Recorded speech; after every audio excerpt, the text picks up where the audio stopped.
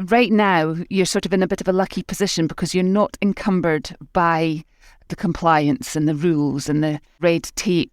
The second thing is this is all about your stakeholders. You're really going to have to talk to people.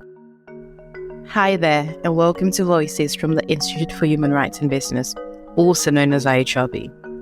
I am Deborah Sago, and in this podcast, you will hear from people working to make respect for human rights part of everyday business. You just heard from Rachel McEwan, who's Chief Sustainability Officer at one of the UK's largest energy companies, SSE. In this episode, you're going to hear about SSE's journey to decarbonise. Working towards net zero is inevitably going to involve disruption, given the scale of industrial change that's needed. So, how do you go about that in a way that's fair and maintains human rights?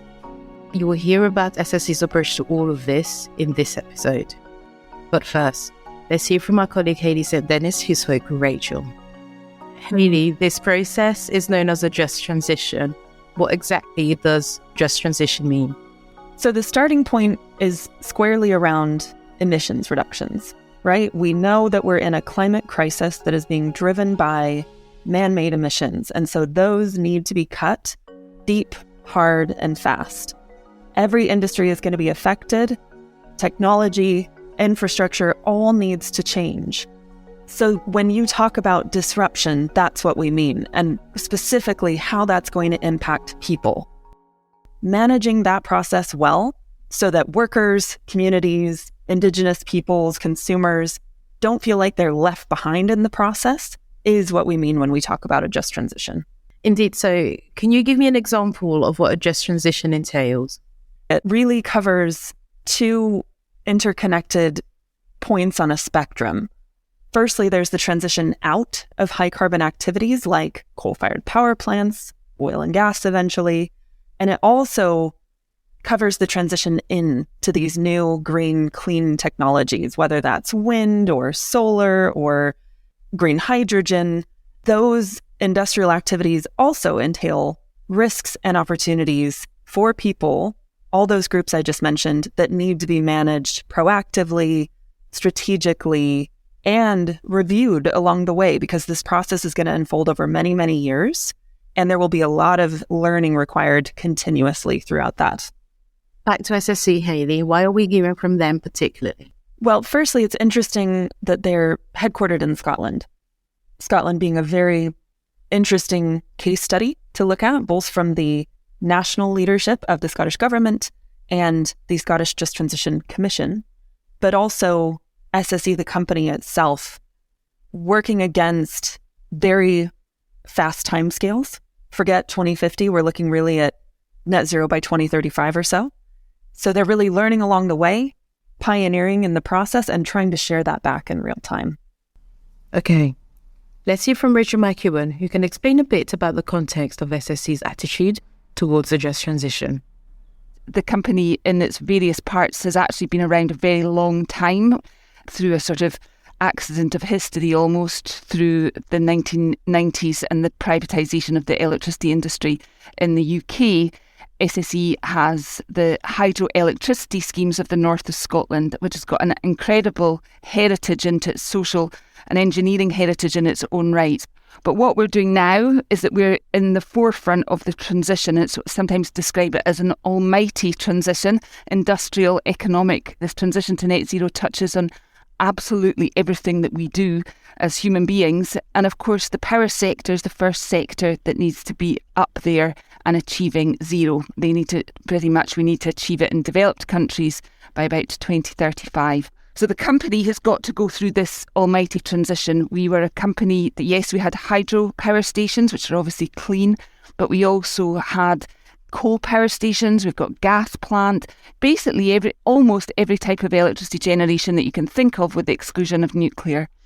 So we closed our very last coal plant back in 2020, and we're in the business of what I describe as repurposing high carbon assets for the net zero world. So we're right in the middle of it all, which I guess is a bit of context about why we might be interested in the social consequences too.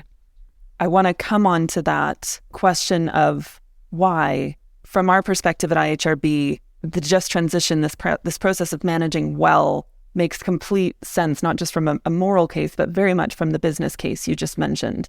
And that is precisely because social disruption is the greatest threat to climate action at this point, is the greatest threat to achieving net zero in time. So I just would love to understand a little bit more why the just transition agenda matters to you.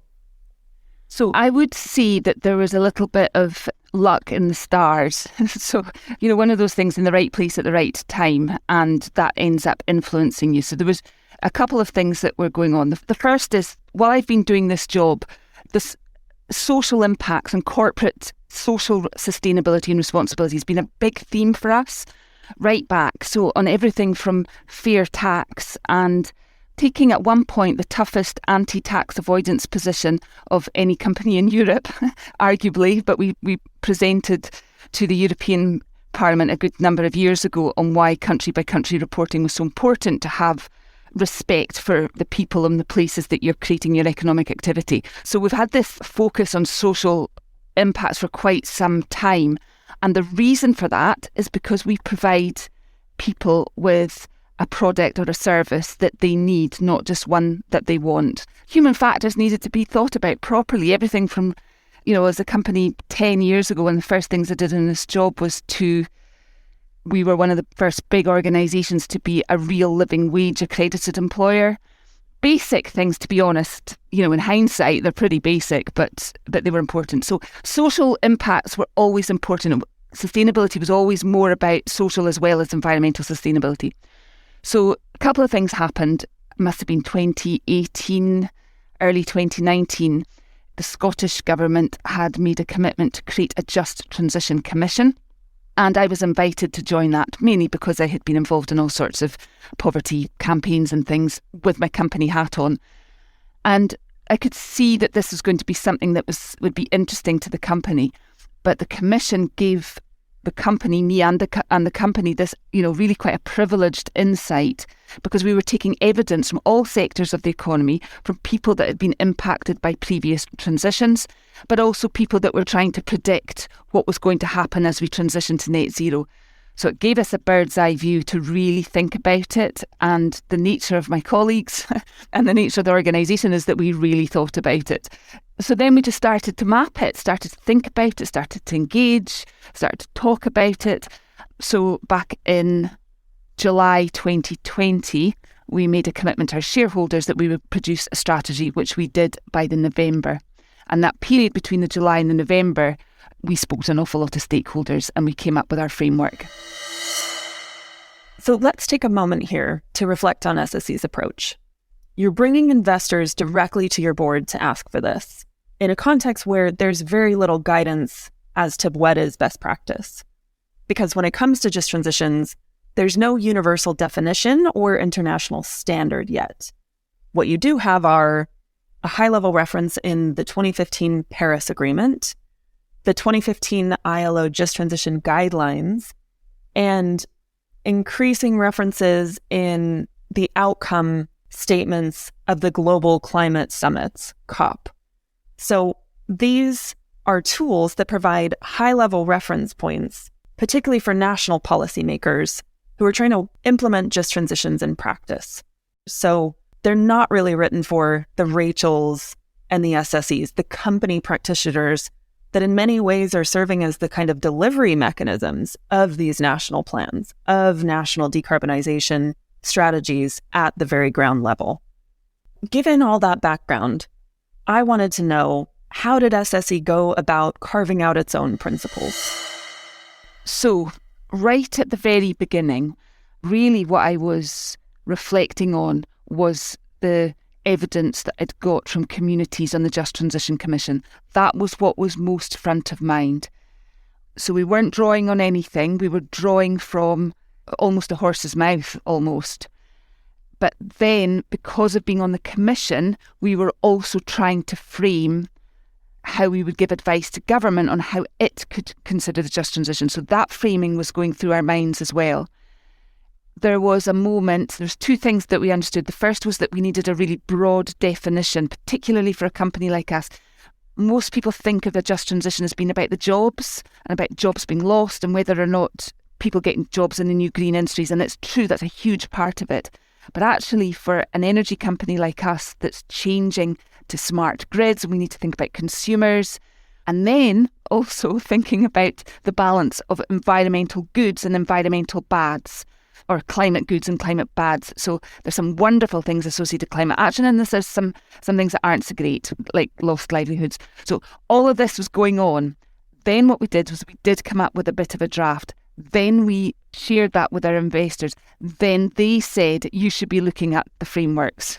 I have to admit, I didn't start from that. We started really from, bad analogy, but from the coalface, if you know what I mean. And then, of course, what we did, we started to sort of cross-reference and to think about the tools.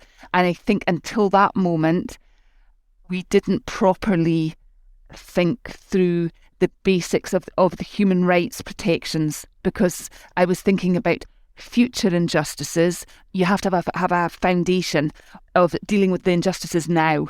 And that was the bit that came through from the ILO and other bits and bobs that had come through sort of as toolkits or frameworks. I think, couple of really interesting kernels there. One, the value of really looking at, your role, your company's footprint first before looking at, externally dictated frameworks, essentially, and then looking at the guidance to help fill those gaps. And actually, there's a lot that companies are already doing that falls under the just transition sort of umbrella, but isn't necessarily called that. And you mentioned earlier how strongly corporate responsibility, social responsibility, and business and human rights already was to SSE. And so in many ways, you were already doing a lot of that respect and protection work, but perhaps just not thinking about it in the just transition lens. Is that right? Yes. And actually, this is a good point, because it can sometimes get a little bit mind-bending when you start to think, oh gosh, what you've ended up with is an entire sustainability strategy when you're talking about just transition. And we've just experienced that because from our original strategy, which had these 20 principles, we have just published a disclosure report. So basically a kind of report that helps people hold us to account. And when you go through each of our principles, there are some things in there you're like, well, of course you should be doing that. You'd be doing that whether or not there was climate change or not. Things like diversity and gender equality within the organisation. However, the almighty transition to net zero creates a lens that we must look at social consequences even more carefully. So to think of gender through the lens of the net zero transition is a lens that is important to do in its own right. And gender is a brilliant example because there's competing social objectives. So obviously any good company worth its salt is trying to deal with the inequalities of women in positions of power in business. It's a problem. There's no question of that at all. But for us, we want to grow our renewables business and attract new workers from the high carbon industries. Now, what you find is in oil and gas in particular, a much higher proportion of men, or the smallest proportion of women in that workforce compared to renewables. So if we attract them, then what we're doing is blowing our diversity targets, in theory. So those are two social objectives that we definitely want to be a home for people coming from oil and gas. There's no question of that. And we will need to deal with the consequence that may make our organisation less gender diverse. You said a minute ago that this can be kind of a mind-bending agenda. There's so much involved. It is the ultimate integration exercise of the E, S, and G, essentially in some ways creating a whole new sustainability strategy. So maybe just want to take a step back for the listeners looking for guidance on how to make sense of that. Can you just give us a bit of an overview of your just transition statement, those 20 principles, and particularly your framework for connecting the transition out and the transition in? Our framework for a just transition, the first most important thing we did was create a broad definition of what a just transition is. And it was very deliberately about making sure there was a fair distribution of all the wonderful things associated with climate action. And there's lots, everything from new jobs, new opportunities, new skills, but things like, not everyone's into this, but smart kit in your homes to manage your energy demand, to clean air in your neighbourhoods because there's no diesel cars. So all of those are fantastic things. but there's definitely going to be distributional issues around that. Then the other side is the distribution of the costs. There's two main costs. The first is the cost of lost livelihoods, so obviously jobs that become sunset jobs. And the second is the costs associated with low carbon infrastructure, low carbon goods and services. There will be some. So at the highest level, this is about fairness of the distribution of those two things. Now, I like to think SSE's got a bit of influence, but we are only an electric utility based in Scotland. We're not going to deliver a just transition on our own, but we can definitely use influence. So then we looked specifically at the company, and we were doing two things simultaneously. Now, to give you a sense of scale, SSE is a major emitter of carbon emissions. So when I started doing this job 10 years ago, our Scope 1 emissions were 25 million tonnes. That made us one of the largest emitters in the UK. Last year, the equivalent number in their Scope 1 was 5 million tonnes. So there's been an enormous amount of decarbonisation heavy lifting going on. But my point is that it is a transition. The clue's in the title. We're literally a transition from one state of being to another. Now, as a company, we're not starting with a blank sheet of paper, but neither is the country or the planet. We don't get that privilege of the blank sheet of paper. So what we have to do is to bring about an orderly and managed transition. Now, that's not an excuse to slow it down, but what it is that you need to be really smart. So what we then said was we were doing both those things at the same time. We were exiting out of high carbon activity at the same time as investing in masses and masses of low carbon activity. Now, the way we presented it in the strategy, we actually put the transitioning in first because that's actually our most material impact. So, our investment programme in UK terms, we're a FTSE 100 company, we're big in UK terms. Globally, maybe not quite so big, but our investment programme is £12.5 billion over 5 years in renewable energy and electricity transmission infrastructure, basically. So we're putting all our eggs into the net zero basket as a company. So our biggest impact, I think, on a just transition is that we can be a home for people that are coming out of high carbon. But it is still true that we run some, there's some legacy plant, and it's quite a lot, and it's actually quite important to the country to secure electricity supply, particularly in the last year. But what we've said in our principles around transitioning out is that the very first principle is basically to repurpose high carbon assets for a net zero world. Now, some companies have made the choice to divest those assets, to pass it on to somebody else so that they wholly focus on the new and green. We made a deliberate decision not to do that, and that we would see it through, and that we would take responsibility for those plant, those people and those carbon emissions. And we're working flat out really hard with government and others to have low carbon pathways. So some of those plant will just come to the end of their natural lives. Some of them we're looking to build carbon capture plant on the site. Some we've even got plans for a hydrogen plant. So each different site has got a different pathway. Okay, so let's recap quickly on what SSE have done so far. Over the last 3 years or so, SSE has essentially been creating its corporate playbook for how to move from a high-level commitment on a pretty grand and somewhat amorphous concept to very practical implementation on the ground and across their company operations. So at the end of 2020, they released what is arguably the first ever corporate just transition strategy based on these 20 core principles. A year or so later, they released an action plan and they honed in on the worker transition from high carbon jobs to low carbon ones. And then most recently, they released probably the first ever corporate disclosure on progress against their just transition strategy.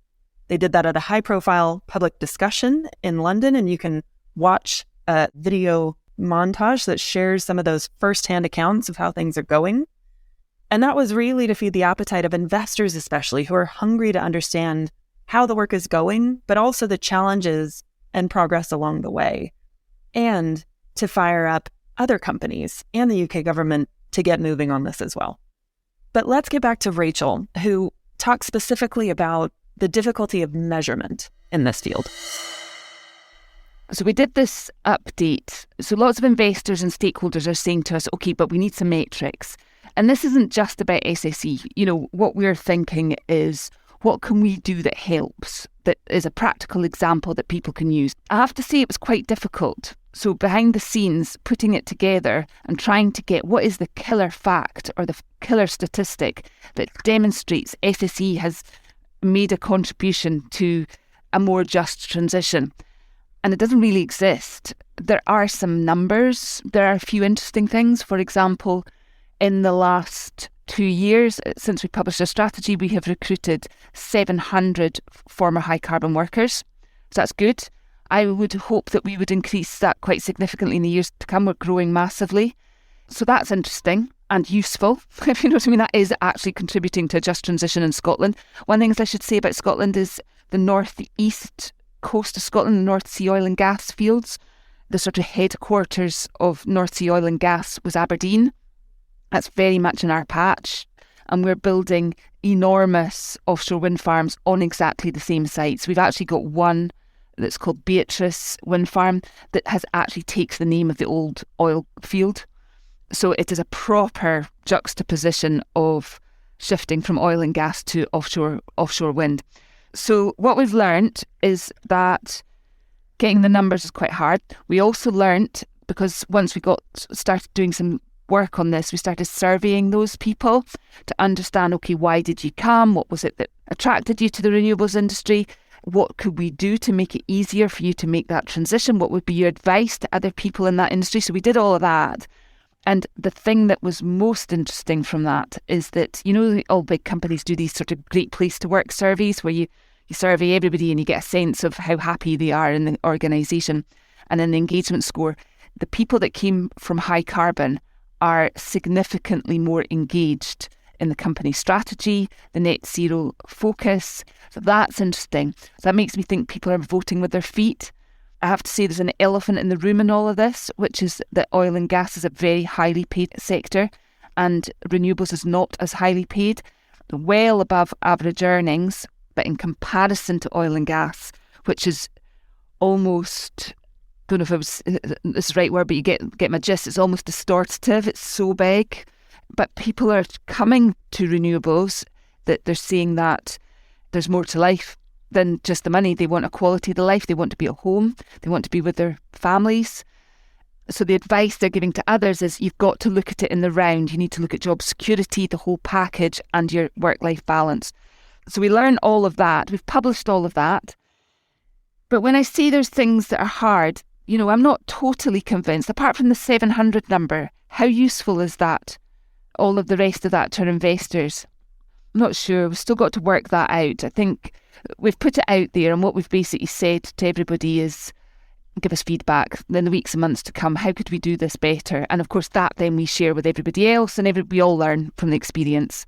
That's really why we wanted to bring you on today, Rachel, because of the almost real-time reporting that you're doing, quite counter to, I think, the push we're increasingly seeing within the business and human rights space, the wider kind of ESG and sustainability space of, you know, compliance-driven approaches to reporting, starting to really dictate strategy and ultimately impact. And I think we really want to try to resist that at this really early stage of this agenda's formation. So what you shared there, from my perspective, is really, really powerful.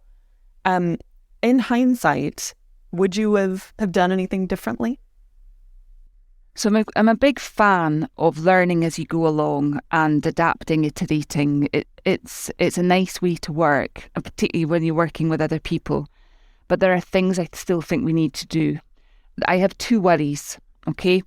One is that it is actually quite hard to inspire people on the just transition. It feels like a bit of jargon, a bit of corporate speak, elite speak almost. So I am worried that we're not completely breaking through. I think net zero's completely broken through. Just transition, I'm a bit worried that we haven't quite nailed that. And then I have another worry, which is about expectations, particularly with my Just Transition Commission hat on. So the thing I'm doing in Scotland, the Scottish Government, is that because there's a Just Transition Commission and because there's a Just Transition Minister, people think that that means that fairness is therefore being delivered.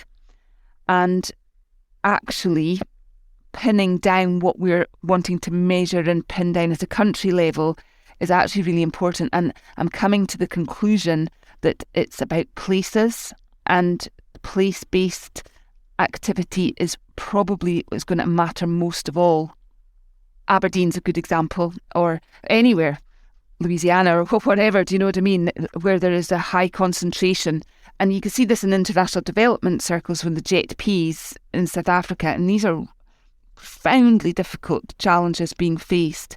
But I think that people will feel there's been a just transition if it's happening at their place. So those are the two things. So it's not that I'm regretting anything as such, it's that I still think we've got an awful lot of work to do. All of us that are just transition pioneers. A couple of points I want to pull out of that, but I think one is just around what you just kind of underlined there, which is I think Scotland is a very unique case study in that it has quite visionary commitment to this concept at the national leadership level through the Scottish government, as well as the UK, both legislatively and setting up this very innovative national commission that went around the country and did really deep dialogue with communities before even beginning to set out or flesh out a national plan. And at the same time, you had one of the largest electric utility providers undergoing its own journey. So you really had this sort of twinning of company and government happening together. So if you can offer advice to other practitioners, particularly within companies who need to transition to net zero as an institution, but want to do that in a just way, what advice do you have to them, particularly understanding they might not have that national context that helps really add impetus to their internal business case? What would you say to other practitioners? I think there's two things. The first is, right now, you're sort of in a bit of a lucky position because you're not encumbered by the compliance and the rules and the red tape and all the ticking the box and all of that. And I feel the pain. You know, I'm a sustainability professional, and it can sometimes take the joy out of some of our work. So right now you're unencumbered by it. So really just think about it. Just think about it from your company perspective. Where are you impacting? Where does it matter? So that's the first thing, is sort of embrace it. The second thing, though, is this is all about your stakeholders. So you can't just think about it on your own. You're really going to have to talk to people. And are we perfect in that? No, I wouldn't say we were. And you can get yourself tied up in knots in the definition of when are you engaging, when are you consulting, and when are you co-creating. And I have literally got myself tied up in knots in those three things. But you really do need to have a good relationship. One of the best things from the Just Transition Commission in Scotland that I have absolutely loved has been the way in which it has become a bit of a team. And it's a very unusual group of people that would normally be in a room together. And that has been one of the most fulfilling aspects of it all. And particularly the combination of industrialists, trade unionists and environmentalists. But there's lots of others too. There's agriculturalists, there's all sorts, but that's very powerful. And if you can bring them together, you get a very interesting dynamic, and it becomes really interesting. And particularly underlining that point of bringing those unusual bedfellows together. You know, this was a concept very much pioneered by the trade union movement. And in many ways, silos are only beginning to be broken down between the social leaders, the workers' leaders, and the environmentalists, and then the role of industry and government in between that. So I can imagine that was perhaps quite antagonistic at the start of the work and has evolved, I hope. But, you know, can we hear a little more about that? It was certainly antagonistic at the beginning. So, I mean, we laugh about it now, but at the time it didn't feel like anything to laugh about. But so our first evidence gathering session of the commission was in April 2019. And the focus was on the power sector. And there was some evidence being gathered, and it was extremely uncomfortable and it was quite angry. The context was we were taking evidence in a place that was a former coal field, which had gone through arguably quite an unjust transition. And then you had unions that felt that renewables were not providing the same quality of work as what a single site large coal plant would have. And so you can imagine, and at that meeting I came away and I was thinking, gosh, I don't think I want to do this, you know. So we talk about it a lot now because if you've been there, you would not have believed that consensus would be possible by the end. And I've asked my colleagues on the commission why they think we got there.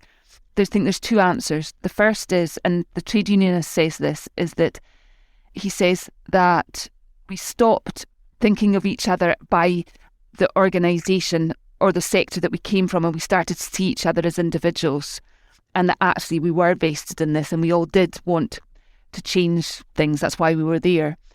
But I would also say that our chair, Professor Jim Skee, who is the chair of the Just Transition Commission, but he's also the vice chair of the Intergovernmental Panel on Climate Change. So he brought with him an enormous amount of credibility from a climate perspective and a lot of skill from chairing quite difficult IPCC type meetings on consensus science. So you can imagine this kind of skill set he's got. So I think it was the combination of both. So final question from me, Rachel, and it's one that we at IHRB are quite worried about, so would really like your takeaways. And that is that, again, looking at the state of play today, we've got more and more companies, industry associations, financial institutions, publicly committing to just transitions, but with really widely varying definitions and interpretations. And so it seems like the risk of, we talk about greenwashing in terms of committing to net zero. I think there's an increasingly growing risk of JT washing, just transition washing. What do you think is needed to counter that and ensure this agenda is really rooted in accountability? So I completely agree with you and the position that IHRB are taking on this, and also sort of recognise your leadership for trying to corral people into a consensus on what this really means. I think there's two things. And I think one you're already doing, which is to try and pin down a definition of just transition. It's almost the richness of it is its strength and its weakness. And the second thing in quality control is actually stakeholders have got a big job here. So I know that our trade unions will be on me, nipping at me if I overclaimed or said anything about the company and what had been doing in a just transition, if they thought I was overclaiming it. So the trade unions, the communities, as a corporate, I would plea to them to be a little forgiving at times because we're trying our best. But I definitely feel that pressure in a good way, never to pump sunshine and to be warts and all. I think that's such an important point to end on. Really just the need for companies. This is not about glossy, flashy corporate web pages or, commitments in brochures. This is about really deep, hard, and actually quite quiet work on the ground, just getting on with the people you need to engage with. That point you made so essentially. This is about your stakeholders. And that is what is going to make a difference to this commitment paying off in practice for the company and for the people at stake. That was a fascinating conversation about SSC's approach to this, especially the emphasis on engaging deeply with all the stakeholders. If there are 3 key facts you would like practitioners to take away from this, Hayley, what would they be? I guess the first, counterintuitively almost, is that there are actually real advantages to cracking on with things in a space that's actually so new it's almost boundaryless and without a lot of constraints and guideposts. That makes it very ripe for innovation. Second, and really centrally, any just transition initiative will fail if it's done without stakeholders, those that are potentially affected by all this change, at the center. And third, we need more companies to take these kinds of approaches, and most importantly, to share out their learnings along the way, warts and all. That's what will raise the playing field and bring everyone along. Thank you, Hayley, for that. Thank you for listening to this episode of Voices, which is brought to you from the Institute for Human Rights and Business. Until next time, be sure to share and follow this podcast. That way you'll never miss an episode. If you would like to find out more about IHRB's work and how we can help business with human rights, then head to ihrb.org.